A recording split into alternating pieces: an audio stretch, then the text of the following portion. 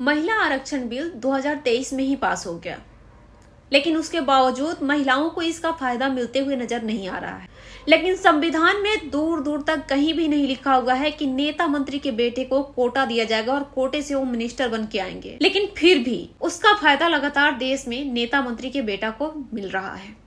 नीतीश कुमार का ये बेटा है, इनको देख लीजिए आप लोग, जिनके खुद का हेल्थ का ठिकाना नहीं है। हालांकि पर्सनालिटी किसी की पर्सनल होती है, इस पर बोलने का राइट नहीं है, लेकिन सवाल ऐसे कंडीशन में होता है कि जब आप राजनीतिक में आ जाते हैं तो आप पर्सनल नहीं रहते हैं, आप पब्लिक के हो जाते हैं। पब्लिक आपसे सवाल जरूर करेगी। जिनके खुद का हेल्थ का पता नहीं है कि कितने हेल्दी है। और दूसरी बात कि हमारे देश में एक चपरासी की नौकरी करने के लिए लोगों को डिग्री चाहिए होता है, कंपटीशन फेस करना होता है। एक नेता मंत्री के बेटे को मंत्री बनने के लिए कोई भी डिग्री की जरूरत क्यों नहीं पड़ रही? कुछ मामलों में तो डिग्री होनी ही चाहिए। जैसे कॉमर्स मिनिस्टर होते हैं, उनके लिए कॉमर्स की नॉलेज तो होनी चाहिए। विदेश मंत्री होते हैं, उनके लिए फॉरेन के बारे में नॉलेज तो होना ही चाहिए। इंटरनेशनल पॉलिटिक्स का नॉलेज होना चाहिए, जियो पॉलिटिक्स की नॉलेज होनी चाहिए।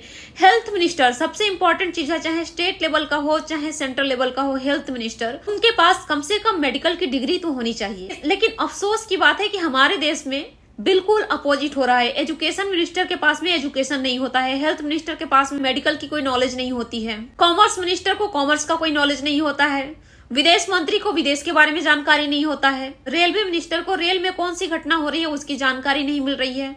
आप लोगों ने खबरें सुना होगा 29 साल की प्रज्ञा सिंह के बारे में, जो केदारनाथ गई थी और गायब हो गई थी। हालांकि वो मिल गई है। अब 70 घंटे से फोन उनका ऑफ था, हरिद्वार के आसपास से गायब हुई थी। जब स्टेशन पर से सीसीटीवी फुटेज खंगालने को कहा गया तो बताया जा रहा है कि सीसीटीवी फुटेज खराब है। ये उस देश में उस दौर में हो रहा है जिस दौर में इलेक्शन के दौरान हर स्टेट में जाकर के कम से कम 2-3 डिस्ट्रिक्ट में एयरपोर्ट का इनोग्रेशन तो हो ही जाता है। यहाँ तक कि बिहार के सम्राट चौधरी तो हर डिस्ट्रिक्ट में एयरपोर्ट का डिमांड कर दिए हैं। आज भी अगर दिल्ली से बिहार जाना हो तो उसके लिए ट्रेन में टिकट नहीं मिल रहा है।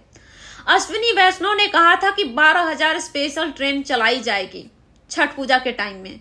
छठ पूजा भी बीत गया, ट्रेन कहाँ है पता नहीं। आज भी अगर आप दिल्ली से बिहार के लिए टिकट ढूंढेंगे तो आपको टिकट नहीं मिलेगा।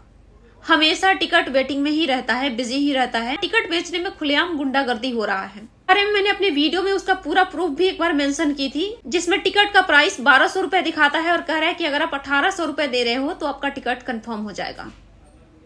ये हालात है हमारे देश में रेलवे का।